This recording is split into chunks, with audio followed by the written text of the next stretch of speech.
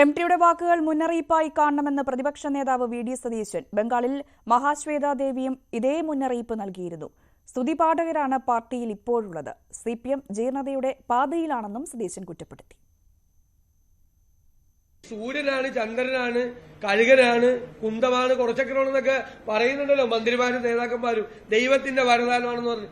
ഇത്രയും ഗുരുതരമായ ഒരു ആരോപണം മുഖ്യമന്ത്രിയുടെ കുടുംബത്തിന് നേരെ ഉണ്ടായിട്ട് CPM ചർച്ച ചെയ്തിട്ടുണ്ടോ? അതായത് CPM ചർച്ച ചെയ്യത്തില്ല. അവര് സ്തുതിപാഠക സംഘമായി രാജകൊട്ടാരത്തിലെ വിദൂഷകന്മാരായി ഈ മന്ത്രിമാരൊക്കെ മാറിയിരിക്കുകയാണ്.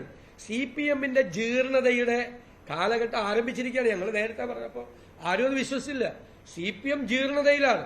ജ്ഞാനപീഠ അവാർഡ് ജേതാവായ മഹാശ്വേതാദേവി, ബംഗാളിന്റെ മനസാക്ഷിയായ എഴുത്തുകാരി, ആ സർക്കാരിനെ കുറിച്ച് പറഞ്ഞിരുന്നു. അന്നും അപകടത്തിലേക്ക് പോകുന്ന ആ സർക്കാരിനെ കുറിച്ച് രൂക്ഷമായിട്ടൊരു വിമർശനം നടത്തി.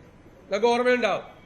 എനിക്ക് ജ്ഞാനപീഠ അവാർഡ് ജേതാവായ കേരളത്തിന്റെ മനസാക്ഷി സൂക്ഷിപ്പുകാരനും നമ്മുടെ സംസ്കാരത്തിന്റെ ഔന്നത്യവുമായ MT വാസുദേവൻ നായര് മഹാശ്വേതാദേവിയെ പോലെ ഈ CPMന്റെ അവസാന നാളുകളിൽ അവർക്ക് കൊടുക്കുന്ന മുന്നറിയിപ്പായി അവരതിനെ കാണട്ടെ.